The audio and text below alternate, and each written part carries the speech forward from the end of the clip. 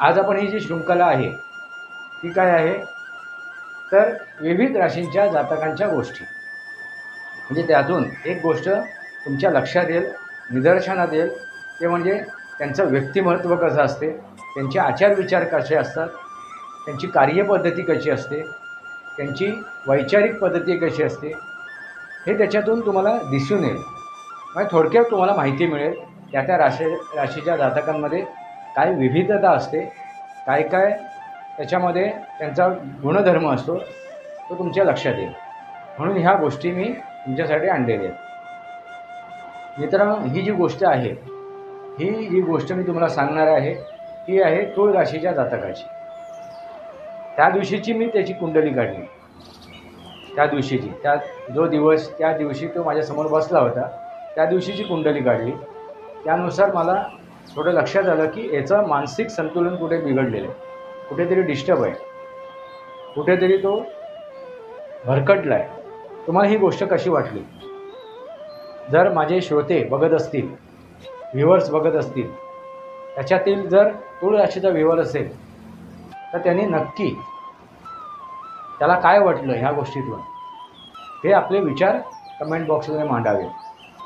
इतर राशीच्या जातकांनी जरी हा व्हिडिओ बघितला असेल तर त्यांनीही आपले प्रश्न मांडावे, आपले विचार मांडावे.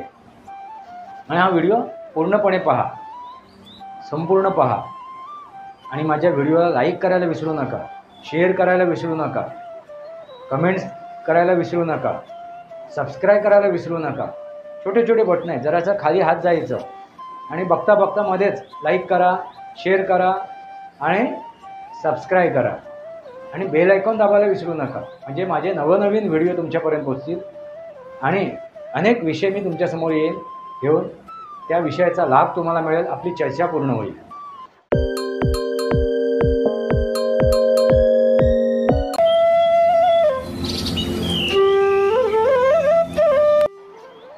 नमस्कार मित्रांनो, सनातनी वास्तव या माझ्या शृंखलेमध्ये पुन्हा एकदा आपलं स्वागत. मी आपला मित्र राजेश वासंती सामाजिक व्यवस्था. मित्रांनो, तुम्हाला मी विविध राशींच्या जातकांच्या गोष्टी सांगतो आहे.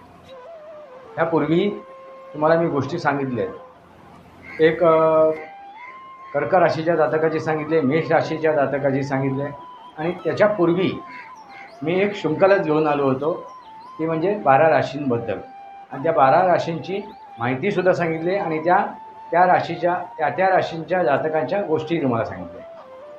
आज आपण ही जी शृंखला आहे ती काय आहे तर विविध राशींच्या जातकांच्या गोष्टी, म्हणजे त्यातून एक गोष्ट तुमच्या लक्षात येईल, निदर्शनात येईल, ते म्हणजे त्यांचं व्यक्तिमत्व कसं असते, त्यांचे आचार विचार कसे असतात, त्यांची कार्यपद्धती कशी असते, त्यांची वैचारिक पद्धती कशी असते, हे त्याच्यातून तुम्हाला दिसून येईल.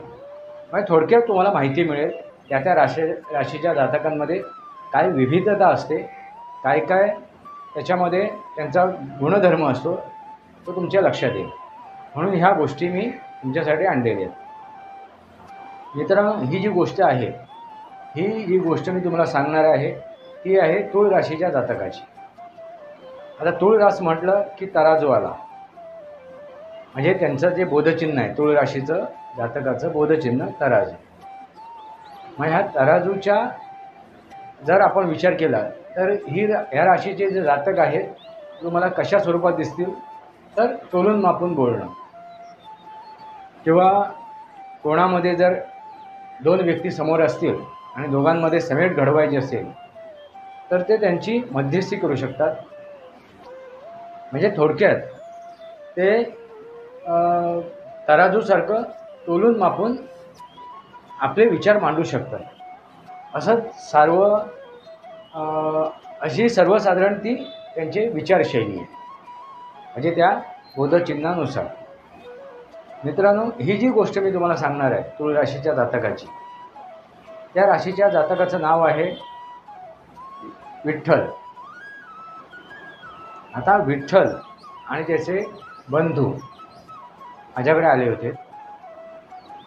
म्हणजे ही माझ्या मते 1998ची गोष्ट आहे. त्यांनी माझ्याशी संपर्क साधला होता त्यावेळीची गोष्ट आहे. त्यानंतर त्यांनी आपल्या बंधूची म्हणजे विठ्ठलची पत्रिका माझ्यासमोर ठेवली आणि त्यांनी सांगितलं की त्याच्या शैक्षणिक आयुष्यात अडचणी येत आहेत, तर असा काय उपाय आहेत का? तो कंटाळा करतोय, त्याचं मन शिक्षणाकडे हे होत नाही आहे, लक्ष केंद्रित होत नाही आहे, मन इकडे तिकडे विचलित होते आहे, तर तुम्ही पत्रिका बघून काही उपाययोजना सांगा. मग त्यांच्या पत्रिकेचा मी पूर्ण अभ्यास केला, समजून घेतलं, ग्रहमानाची स्थिती समजून घेतली आणि मग त्यांना मी बोललो की ठीक आहे, काय असा विचित्र प्रकार नाही आहे पत्रिकेमध्ये की ज्याच्यामुळे याच्या मनावरती काही परिणाम होतो आहे किंवा हा अभ्यासाकडे आपलं लक्ष केंद्रित करू शकत नाही. त्याबरोबर दुसरी महत्त्वाची गोष्ट आहे की याचं थोडंसं मानसिक संतुलन कुठेतरी बिघडलेलं आहे, कुठेतरी तो डिस्टर्ब झालेला आहे असं एकंदरीत मला दिसून येते. त्या दिवशीची मी त्याची कुंडली काढली, त्या दिवशीची, जो दिवस त्या दिवशी तो माझ्यासमोर बसला होता त्या दिवशीची कुंडली काढली. त्यानुसार मला थोडं लक्षात आलं की याचं मानसिक संतुलन कुठे बिघडलेलं आहे, कुठेतरी डिस्टर्ब आहे, कुठेतरी तो भरकटला आहे, दिशाहीन झाला आहे, त्याच्यामुळे ती अवस्था निर्माण झालेली. मी त्याला प्रश्न केले की बाबा नक्की काय होते, नक्की काय झालं आहे. माझ्या प्रश्नाची उत्तरं देतो. मी एक वैद्य आहे, डॉक्टर आहे, ह्या स्वरूपात माझ्याकडे बघ. मी तुला सायकोलॉजी ट्रीटमेंट देतो आहे, ह्या स्वरूपात माझ्याकडे बघ. एक ज्योतिषी म्हणून बघू नकोस आणि त्यानुसार मला उत्तरं दे माझ्या प्रश्नाची. आणि त्याच्यानंतर आमचे प्रश्नोत्तर चालू झाले आणि त्या प्रश्नोत्तरामध्ये एक गोष्ट निदर्शनात आली की तो आपल्या घरामध्ये जे वादविवाद होत होते आईवडिलांमध्ये, त्या वादविवादामुळे थोडासा डिस्टर्ब होतो आईवडिलांच्या त्या वादविवादामुळे. आणि त्याबरोबर इतर कुटुंबातले जे सदस्य आहेत म्हणजे चुलते आहेत किंवा त्याच्या आत्या वगैरे आहेत, मामा वगैरे आहेत, म्हणजे इतर सदस्य आहेत, ते सुद्धा त्याच्यात इन्व्हॉल्व झाले होते आणि त्यांच्यासुद्धा बोलण्यावरून चर्चावरून हा डिस्टर्ब झाला होता. आता हा डिस्टर्ब का झाला होता तर त्याला समजत नव्हतं नक्की काय चाललं आहे, आपल्या घरात हे वादळ का उठलं आहे, असा त्याच्या मनात प्रश्न निर्माण झाला होता. आणि आपण छोटे आहोत, लहान आहोत, आपण काय याच्यात मध्यस्थी करू शकतो का, आपण याच्यातून काहीतरी मार्ग काढू शकतो का. आता त्याचं वय काय मोठं नव्हतं, तो नुकताच 10वी करून 11वीत गेला होता आणि 11वीची परीक्षा देऊन त्याला 12वीत जायचं होतं आणि 12वीचं महत्त्वाचं वर्ष. आणि त्या दृष्टीने त्याचा मोठा भाऊ त्याला माझ्याकडे घेऊन आला होता. यापूर्वीच उपाययोजना करायला पाहिजे, कारण महत्त्वाचं वर्ष आहे त्याचं 12वीचं आणि ते महत्त्वाचं वर्ष असं फुकट जाता कामा नये. तो टंगळमंगळ करतो आहे, दुर्लक्ष करतो आहे. असं जर होत राहिलं तर तो 12वीमधून पुढे जाऊ शकणार नाही, सर्व आपलं शिक्षण पूर्ण करू शकणार नाही. ही त्याला भावाला त्याच्या मनात एक धास्ती निर्माण झाली होती.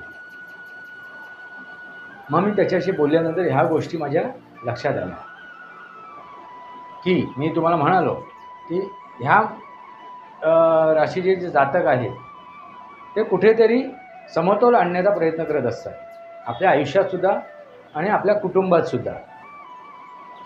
आता तुम्ही म्हणाल की प्रत्येक तूळ राशीची व्यक्ती तसं करू शकते का, तर मी म्हणेन नाही. कारण मी काय म्हणालो या पूर्वीच्याच गोष्टीमध्ये मी सांगितलेलं आहे कर्क राशीच्या जातकाची. कारण कर्क राशीचा जातक आज प्रभू रामचंद्रजी होते, म्हणजे मर्यादा पुरुषोत्तम रामचंद्रजी पण होते आणि रावणसुद्धा होता. पण दोघांच्या आयुष्यात वेगवेगळे परिणाम तुम्ही बघितलेले आहेत. त्यामुळे प्रत्येक तूळ राशीचा व्यक्ती अशाच स्वरूपात काहीतरी कार्य करेल, निर्णय घेईल असं सांगता येत नाही. कारण त्यांची जे हे आहे आपली कर्मरास आहे, त्यांची जी लग्न रास आहे ती महत्त्वाची असते. त्यानुसार मग तो त्याच्यामध्ये कमी जास्त गोष्टी करू शकतो, योग्य अयोग्य गोष्टी निवडू शकतो, तसंच आहे ते. पण ह्याची मी दोन्ही कुंडली बघितली होती, जन्मरास आणि लग्नरास. त्यानुसार ही जी व्यक्ती आहे, हा जो विठ्ठल आहे, याच्या मनाची मनावरती एकदम ताबा आहे, कंट्रोल आहे. फक्त त्याला अवतीभोवती ज्या गोष्टी घडत आहेत त्या गोष्टीमुळे तो डिस्टर्ब झाला होता. त्या गोष्टीमुळे तो कुठेतरी मनाला त्याला ती गोष्ट टोचत होती, लागत होती. आणि काय शिकून तरी काय करणार, हे घरात असंच आहे, पुढे मोठं होऊन काय करणार, परत माझं लग्न झालं की माझं आणि माझ्या पत्नीचंही सुद्धा असंच भांडण होणार, अशीच वाद होणार. ह्यालाच कुटुंब म्हणतात का, ह्यालाच परिवार म्हणतात का, असं त्याच्या मनात असंख्य प्रश्न निर्माण झाले होते. म्हणजे ह्या सर्व गोष्टींपासून तो अलिप्त होऊ इच्छित होता, कुठेतरी निघून जाऊया, बस झालं हे रोज रोजचं. आपण काय ह्याच्यात मध्यस्थी करू शकत नाही, आपण ह्याच्यात काही सुवर्णमध्य आणू शकत नाही, काढू शकत नाही, कारण आपलं कोण ऐकणार नाही, समजून घेणार नाही. आणि फक्त आईवडीलच नव्हे तर इतरही कुटुंबातील सदस्य त्याच्यात इन्व्हॉल्व झालेले आहेत आणि प्रत्येकजण आपापले अकलेचे तारे तोडत आहेत. मग मी त्याला सांगितलं, त्याच्या भावाला, मोठ्या भावाला, की तुम्ही जरा आम्हाला एकांतात बोलायला द्या, कारण तो त्याच्या पुढे उघड होत नव्हता, मोकळा होत नव्हता. मग तो बाजूला उठून गेला आणि आम्ही दोघांनी संवाद सुरू केले. आता ते संवाद होताना माझ्या लक्षात आल्या गोष्टी, की त्याला ह्या कुटुंबातील जो कलह निर्माण झाला आहे त्याच्यातून सुवर्णमध्य काढायचं आहे आणि त्याच्याकडे मार्गसुद्धा आहे. तो त्याच्यातून सुवर्णमध्य काढू पण शकतो, पण त्याच्या मनात धास्ती काय की आपण लहान आहोत, त्या पूर्ण कुटुंबामध्ये आपण सर्वात लहान आहोत, मग आपलं कोण ऐकेल का, समजून घेईल का. मग मी त्याला समजावलं की काही हरकत नाही, तुझ्या मनात जो प्रश्न पडला आहे त्या प्रश्नावरती आपण मार्ग काढू. मी पुढे काहीतरी पुढाकार घेतो आणि तुझं ऐकावं, तुझं समजून घ्यावं, ह्यासाठी मी तुझ्या कुटुंबातील सर्व सदस्यांना हे करतो आहे, प्रवृत्त करेन. मग बघ तू एक प्रयत्न करू. आणि त्यानुसार सर्व चर्चा झाली त्याच्याबरोबर. त्यांनी आपल्या शाळेतल्या काही गोष्टी सांगितल्या, शालेय जीवनातल्या काही गोष्टी सांगितल्या. नंतर तो परत महाविद्यालयीन जीवन जगत होता, 11वीत होता, त्यावेळी त्यांनी काही गोष्टी सांगितल्या.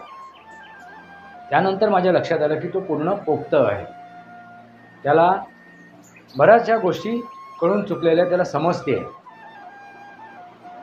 आणि तो 100% आपल्या या कुटुंबातील जो प्रश्न निर्माण झाला आहे, कलह निर्माण झाला आहे, त्याच्यातून सुवर्णमध्य काढू शकतो. फक्त एवढंच आहे की कुटुंबातील सदस्यांनी ती गोष्ट मान्य केली पाहिजे, ती स्वीकारली पाहिजे. मग मी एक गोष्ट केली, त्याच्या मोठ्या भावाला बोलवून घेतलं परत, या बसा, तुम्ही तुमच्या आईवडिलांना पाठवून द्या माझ्याकडे, ह्याला घेऊन, मी त्यांच्याशी चर्चा करेन आणि त्यानंतर मग पुढे काय करायचं आपण ठरवू. आता शेवटी आईवडील आहेत, आईवडिलांनाही चिंता असणार आपल्या मुलांची, त्या विठ्ठलची सुद्धा चिंता असणारच. मग आता तो विठ्ठल म्हणजे अगदी पुंडलिकासारखाच होता असं म्हणायला हरकत नाही. त्याला चिंता कसली तर आपल्या आईवडिलांच्या संसाराची, कुटुंबाची. तो विकोपाला विषय गेला होता. इतक्या वर्षानंतर, एक 20-25 वर्ष झालं लग्नाला, त्याच्यानंतर ते विभक्त होणार आणि ही भाषा ते करतायत विभक्त होण्याची. आणि त्याच्यामध्ये आगीत त्या तेल ओतणारे इतर कुटुंबीय आहेत अवतीभोवतीचे, हे त्याला रुचत नव्हतं, पटत नव्हतं. मग त्यानुसार मग त्यांना पाचारण केलं त्याने. हा मुलगा विठ्ठल आणि त्याचे आईवडील माझ्याकडे आले आणि त्यांनी माझ्याशी चर्चा केली. आम्ही एका साई मंदिरात बसलो होतो, भेटलो होतो तिथे. म्हणजे भेटण्याचं ठिकाण साई मंदिर ठरवलं होतं. आणि शेवटी मंदिरात बसल्यानंतर ते वयस्कर आहेत, थोडेसे अदबीने बोलतील, कुठेतरी वादविवाद होत असतील तर आपण ते रोखू शकतो. त्यानुसार मी त्यांना साई मंदिरात बोलवलं होतं. मग तिघं आले, भेटले तिथे साई मंदिरात. आम्ही तिथे बसून चर्चा करत होतो. मग त्या विठ्ठलला सांगितलं, थोडा वेळ तू बाजूला राहा, मी तुझ्या आईवडिलांशी चर्चा करतो. मग त्याच्या आईवडिलांशी मी चर्चा केली आणि त्यांना सांगितलं की बघा, हा तुमच्या कुटुंबातील एकमेव व्यक्ती आहे जो कुठेतरी या कुटुंबाला एकसंध करू शकतो, एकत्र ठेवू शकतो. कुटुंबामध्ये उठलेलं वादळ आहे तो निवारू शकतो, मार्ग काढू शकतो. फक्त एवढंच आहे की तो लहान आहे तुमच्या त्या कुटुंबामध्ये, पण लहान असला तरी विचाराने थोर आहे. त्याची विचार करण्याची जी हे आहे कुवत आहे, क्षमता आहे, ती थोर आहे. त्यामुळे तुम्ही त्याचं वाद जे काय त्याचे विचार असतील ते ऐकून घ्या, समजून घ्या. तो जर तुम्हाला काय सांगत असेल, त्याच्यामध्ये काय तडजोड असतील, काय सुवर्णमध्य असेल, ते ऐकून घ्या, चर्चा करा तुम्ही. आता मी त्याच्यात पडत नाही आहे, तुमच्या विवादामध्ये वादामध्ये मी पडत नाही आहे. अशीच जर वेळ आली तर मी सुद्धा येईन, पण तुर्तास हा तुमचा मुलगा आहे, हा प्रश्न हे सोडवू शकतो आणि त्याला तेवढी खात्री आहे, तर त्याचं समजून घ्या, त्याच्याबरोबर चर्चा करा, संवाद साधा. आणि ज्यांना कोणाला तुमच्या इतर कुटुंबातील सदस्य असेल त्यांना त्याच्यात इन्व्हॉल्व व्हायचं असेल तर ते इन्व्हॉल्व होऊ शकतात. एक तुम्ही मीटिंग करा असं त्यांना समजावून सांगितलं. मग त्यालाही बोलावून घेतलं, त्या विठ्ठलला, आणि त्याला सांगितलं बाबा बघ विठ्ठल, मी तुझ्या आईवडिलांना समजावलं आहे, एखादा दिवस ठरव आणि त्या दिवशी सर्वांना बसव आणि त्यानुसार चर्चा कर.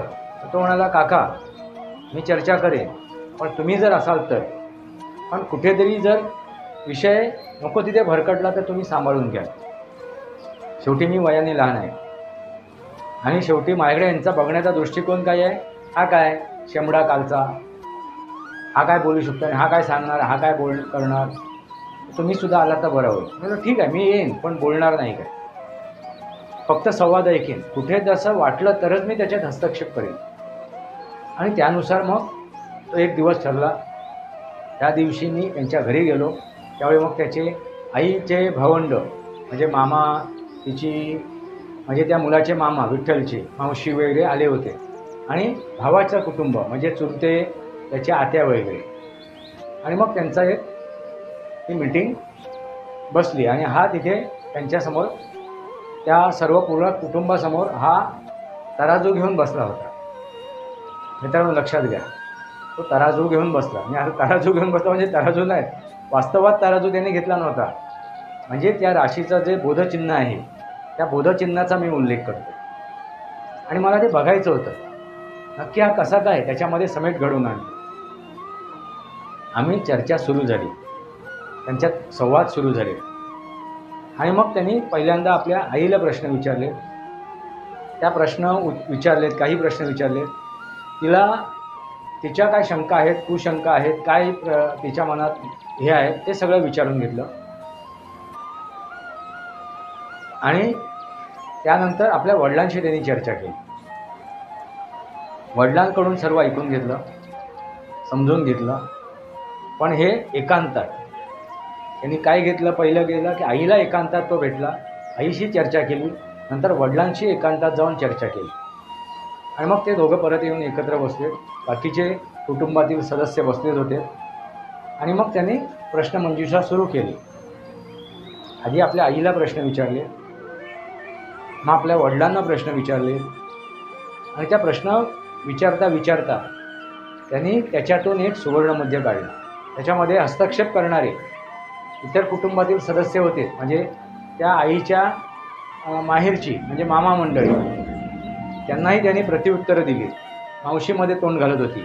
इकडून त्यांच्या आता प्रत्युत्तर, दोन युद्ध आहेत, युद्ध चालू आहे आणि दोन पक्ष आहेत एकमेकांसमोर ठाकलेले आहेत. मग त्यांच्यासोबत असलेले आपली ढाल तलवार घेऊन येणारच. मग त्यानुसार मग इकडच्या आत्या चुलते मध्येच तोंड घालत होते. पण ते तोंड घालत असताना त्यांनी बरोबर प्रत्युत्तर दिली, बरोबर त्यांना गप्प केलं, बरोबर शांत केलं. त्यांना सांगितलं आता तुम्ही शांत राहा आणि फक्त मी काय बोलतो आहे, मी माझ्या आईवडिलांशी चर्चा करतो आहे, तेवढे ऐका, समजून घ्या. आणि शेवटी माझं कुटुंब मला एकसंध ठेवणं आवश्यक आहे. माझे आईवडील मला एकत्र हवे आहेत. मला ते विभक्त चालणार नाही. आणि त्यानुसार त्यांनी आईवडिलांशी संवाद सुरू केला. आणि मित्रांनो, खरोखरच आता तो संवाद काय झाला ते सांगायला गेलं सर्व तर व्हिडिओ 2-4 भागामध्ये होईल, 2-3 एपिसोडमध्ये होईल, म्हणून ते मी संवाद सांगणार नाही काय झालं. आणि बरीच वर्ष पण झाली, त्यामुळे ते संवाद आता पूर्णपणे माझ्या लक्षात आहेत असं पण नाही आहे. कुठेतरी त्याच्यामध्ये फेरफार होऊ शकतो. त्यापेक्षा ते संवाद न सांगितलेले बरे. तर त्यांनी जे काय सुवर्णमध्य काढलं आणि दोघांच्या मनातल्या जे शंका कुशंका होत्या ते दूर केल्या. दोघांच्या मनातल्या शंका कुशंका त्यांनी दूर केल्या. आणि जे काय दोघांकडून एकांतात त्यांनी चर्चा केली होती, त्या एकांतात सर्वांच्या समोर ज्या ठेवायच्या नाहीत गोष्टी, त्या गोष्टी त्यांनी एकांतात जाऊन दोघांबरोबर चर्चा केली. मित्रांनो, लक्षात घ्या, ज्या गोष्टी त्यांना सार्वजनिक करायच्या नव्हत्या त्या गोष्टी त्यांनी त्या दोघांच्या पती पत्नींच्या म्हणजे आईवडिलांच्या वेगळ्या रूममध्ये घेऊन वेगळ्या खोलीमध्ये जाऊन त्यांनी त्यांच्यावर चर्चा केली. आणि दोघांच्या मनातील ज्या काय शंका कुशंका होत्या, जो काय रुसवे फुगवे होते, राग होता, द्वेष होता, तो सर्व शांत झाला. मित्रांनो, आता 11वीतला विद्यार्थी म्हणजे किती वय असेल त्याचं, 17-18. आणि त्या विद्यार्थ्यांनी, त्या मुलाने आपल्या वडिलांमधील जो वादविवाद होता, जे शंका कुशंका होत्या, त्या त्यांनी निस्तारल्या. सांगायचा उद्देश एवढाच आहे ह्या गोष्टीतून. मित्रांनो, वयाचं महत्त्व नसते. कोण किती वयाने आहे, किती मोठा आहे, किती अनुभवी आहे, एवढं महत्त्वाचं नसते. तर त्याचा वय किती आहे त्यापेक्षा त्याचा अनुभव किती आहे आणि तो किती विचारवान आहे, त्याच्यात किती विचार करण्याची त्याची जी शैली आहे ती किती महत्त्वाची आहे, त्याची विचारधारा महत्त्वाची आहे, त्याचा अभ्यास महत्त्वाचा आहे. आणि तो हा जो काही चर्चा त्याने केली ती फक्त त्यांनी करायची म्हणून नाही केली. त्यांनी उद्या सकाळी आपले वडील, आई वडील कोर्टात गेलेत, न्यायालयात गेलेत, त्यानंतर काय न्यायालयात प्रश्न उपस्थित होणार, काय ते वकील प्रश्न करणार, काय न्यायाधीश प्रश्न करणार, ह्याचाही त्याने अभ्यास केला होता. म्हणजे त्या सर्व गोष्टी त्यांनी अभ्यासलेल्या होत्या की उद्या सकाळी झालंच, दोघांचं विभक्त व्हायचं ठरलंच, तर आपण न्यायालयात जाणार. न्यायालयात गेल्यानंतर काय काय प्रश्न उपस्थित होणार आणि ते प्रश्न उपस्थित झाल्यानंतर कुठल्या कुठल्या प्रश्नांना तोंड द्यायचं आहे त्या दोघांना, नवरा बायकोंना, पती पत्नींना, ह्याचाही त्यांनी अभ्यास केला होता. तिथे कशा प्रकारे प्रश्न विचारले जातील, कशा प्रकारे घालून पाडून बोललं जाईल, होत्याचं नव्हतं केलं जाईल. जर आपल्याला केस जिंकायची आहे, माझी बाजू मजबूत करायची आहे, तर प्रत्येक वकील आपला जो हे आहे त्याची केस लढतोय त्याची बाजू मजबूत करण्यासाठी मग नसलेल्या गोष्टीसुद्धा त्याच्यात घालतो, नसलेल्या गोष्टीसुद्धा त्याच्यात निर्माण करतो. ह्या सर्व गोष्टी त्यांनी चर्चा केली, समोर ठेवली, पुढे काय होऊ शकते. तुम्ही विभक्त व्हालच, वेगळे व्हाल, त्याच्यानंतर पण त्या सर्व प्रोसेसमध्ये काय काय घडेल, काय काय तुमची इज्जतीची लक्तरं वेशीवर टांगली जातील, हेही त्यांनी सांगितलं. ही धास्ती त्यांच्या मनात बसली की खरोखर त्यानंतर विभक्त झाल्यानंतर तुम्ही दोघांच्या आयुष्यात काय परिस्थिती निर्माण होईल, पुढचं आयुष्य कसं काय पुढे जाईल. भले उद्या सकाळी तुमच्या आयुष्यात दुसरी व्यक्ती आली, तुम्ही पुनर्विवाह केलं, तर ते पुनर्विवाह नसून तडजोड असेल. आणि मग त्या तडजोडीमध्ये तुम्ही विचार कराल, अरे पहिलं होतं ते बरं होतं, पहिलं होतं ते बरं होतं. कारण त्याच्यातून मग तुमची सुटकारा नाही. कारण का, एकदा तुम्ही बाहेर पडलात आणि दुसरं स्वीकारलं आहे आणि दुसरं स्वीकारल्यानंतर तिथेही तुम्ही तसंच वागायला लागलात तर दोषी तुम्ही ठरणार. मग मूग गिळून तुम्हाला जगायचं आहे. इथे विटापेक्षा दगडापेक्षा वीट महू असं म्हणायला हरकत नाही. म्हणजे हा दगड निघाला पुनर्विवाह केल्यानंतर, त्याच्यापेक्षा ती वीट बरी होती असा प्रश्न निर्माण होतील. असे असंख्य मुद्दे त्यांनी उपस्थित केले. मित्रांनो, लक्षात आलं, हे मी मुद्दे तुमच्यासमोर ठेवतो आणि हे मुद्दे मी बऱ्याच विभक्त होणाऱ्या कुटुंबातील सदस्यांना सांगतो, म्हणजे त्या पती पत्नींना सांगतो. त्यांनी ज्यावेळी माझ्यावर चर्चा केली त्यावेळी हे त्याला मी मुद्दे सांगितले. त्यांनी मला विचारलं, काका जर कोर्टात गेलो आम्ही, ज्यावेळी आम्ही एकांतात बोलत होतो त्यावेळी ह्याच गोष्टी मी त्याला सांगितल्या. कोर्टात गेल्यानंतर काय काय गोष्टी उपस्थित होतात, निर्माण होतात, परिस्थिती कशी हाताबाहेर जाते, त्यांनी ती पूर्ण माहिती माझ्याकडनं घेतली होती. आणि त्या माहितीचा वापर त्यांच्यामध्ये समेट घडवून आणण्यासाठी त्यांनी तो केला. मला ती वाटलं नाही की बाबा हा माझ्याकडून ही माहिती का घेतो, काय समजून घ्यायचा प्रयत्न करतो. मग त्यांनी विचारलं, तुम्ही जर एखादा विभक्त होण्यासाठी आलेलं जोडं असेल, नवरा पती पत्नी असतील, तर तुम्ही कसं काय तो प्रश्न सोडवता. असे अनेक प्रश्न विचारून त्यांनी माझ्याकडून माहिती पण गोळा केली होती. त्या दिवसात, एवढ्या दिवसात मित्रांनो, म्हणजे नंतर फोनवर सुद्धा असे त्यांनी पूर्ण तयारी केली होती. त्या दिवसाची तयारी केली होती, ज्या दिवशी आपल्याला बसायचं आहे, चर्चा करायची आहे आणि हा सुवर्णमध्य काढायचं आहे आणि हा प्रश्न निकालात काढायचा आहे. मित्रांनो, लक्षात आलं का? त्या विठ्ठलाने आपल्या विठ्ठल रखुमाईचं संसार तोडता तोडता वाचवलेलं आहे. मित्रांनो, तुम्हाला ही गोष्ट कशी वाटली? हा जो विठ्ठल आहे तुळ राशीचा, याने हे जे काही केलं, त्याने जो सुवर्णमध्य काढला, तो तराजू मध्ये धरला आणि दोन्ही पारडी बरोबर समसमान ह्याच्यावर आणली. म्हणजे दोन्ही पारडी समसमान स्थितीमध्ये आणली आणि तो कायमचा प्रश्न निकालात काढला.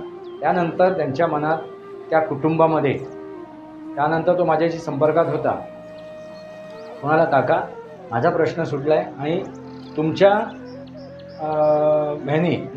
मदतीने तुम्ही जे सहकार्य केलं, तुम्ही जे मदत केलं, मार्गदर्शन केलं, त्यामुळे हा मी प्रश्न सोडवला. आणि माझ्या मनात जो काय काहूर माजत होता, प्रश्न निर्माण होत होते आणि त्यामुळे मी डिस्टर्ब झालो होतो. माझं शिक्षणाकडे लक्ष नव्हतं, माझ्या शिक्षणावरती परिणाम होत होता. त्यामुळे माझे 2 प्रश्न तुम्ही सोडवलेत. एकतर माझं कुटुंब माझं स्थिर झालं, आज सगळं हसतं खेळतं घर आहे आणि मी आता उच्च शिक्षित झालेलो आहे. 5 वर्षानंतर त्यांनी मला त्या ग्रॅज्युएट झाल्यानंतर, पदवीधर झाल्यानंतर तो माझ्याकडे पेढे घेऊन आला होता आणि मला तो पेढे देऊन सुद्धा गेला होता. का? पास होण्यासाठी नाही, तर त्याचं शैक्षणिक आयुष्य मी सांभाळून घेतलं, सावरून घेतलं आणि त्याचं कौटुंबिक आयुष्यला सुद्धा मी त्याला मदत केली होती. मित्रांनो, लक्षात आलं का? प्रश्न सुटवू शकतात, प्रश्न सोडवू शकतो आपण. जिथे प्रश्न आहे तिथे उत्तरसुद्धा आहे. मित्रांनो, लक्षात घ्या, जिथे प्रश्न आहे तिथे उत्तरसुद्धा आहेत आणि जिथे उत्तर आहे तिथे प्रश्नसुद्धा आहे. त्यामुळे अशी कुठलीही गोष्ट नाही आहे जी गोष्ट आपण सोडवू शकत नाही, ते प्रश्न सोडवू शकत नाही, मार्गी लागू शकत नाही. ज्योतिषशास्त्र हे मानसशास्त्र आहे आणि या मानसशास्त्राचाच वापर करून आपण हे प्रश्न सोडवू शकतो. वास्तुशास्त्रसुद्धा मानसशास्त्र आहे. त्यामुळे मानसशास्त्राचा वापर करून आपण हे वास्तू दोषसुद्धा काढू शकतो, प्रश्न सॉर्ट आऊट करू शकतो, सोडवू शकतो. मित्रांनो, लक्षात आलं का? हे काय मोठं वेगळी काहीतरी गोष्ट नाही आहे, रॉकेट सायन्स नाही आहे. हे काय विज्ञान आहे, हे शास्त्र आहे आणि ते समजून घेणं गरजेचं आहे. नाहीतर नागबळी देणं किंवा पितर दोष काढण्यासाठी आणखीन काय काय करणं, ह्या ज्या काही गोष्टी आहेत, काही अंधश्रद्धा आहेत, ह्यासुद्धा समजून घेणं गरजेचं आहे. त्याच्यामागे विज्ञान काय आहे हे सुद्धा समजून घेणं गरजेचं आहे. हे दोष कसे काढले जातात, पूर्वजांचे दोष कसे काढले जातात, हे सुद्धा वैज्ञानिक स्वरूपात आपण काढू शकतो, संपुष्टात आणू शकतो. त्याच्यामधलं विज्ञान समजून घेणं गरजेचं आहे. मित्रांनो, लक्षात राहा, तुम्हाला ही गोष्ट कशी वाटली? जर माझे श्रोते बघत असतील, व्ह्युअर्स बघत असतील, त्याच्यातील जर तुळ राशीचा व्ह्युअर असेल तर त्याने नक्की त्याला काय वाटलं ह्या गोष्टीतून, हे आपले विचार कमेंट बॉक्समध्ये मांडावे. इतर राशीच्या जातकांनी जरी हा व्हिडिओ बघितला असेल तर त्यांनीही आपले प्रश्न मांडावे, आपले विचार मांडावे. आणि हा व्हिडिओ पूर्णपणे पहा, संपूर्ण पहा. आणि माझ्या व्हिडिओला लाईक करायला विसरू नका, शेअर करायला विसरू नका, कमेंट्स करायला विसरू नका, सबस्क्राईब करायला विसरू नका. छोटे छोटे बटन आहेत, जरासं खाली हात जायचं आणि बघता बघता मध्येच लाईक करा, शेअर करा आणि सबस्क्राईब करा. आणि बेल आयकॉन दाबायला विसरू नका, म्हणजे माझे नवनवीन व्हिडिओ तुमच्यापर्यंत पोहोचतील आणि अनेक विषय मी तुमच्यासमोर येईल घेऊन. त्या विषयाचा लाभ तुम्हाला मिळेल, आपली चर्चा पूर्ण होईल.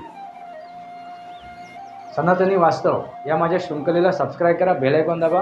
माझे विचार पडत असेल तर लाईक करा, माझे व्हिडिओ शेअर करा आणि सबस्क्राईब करायला विसरू नका.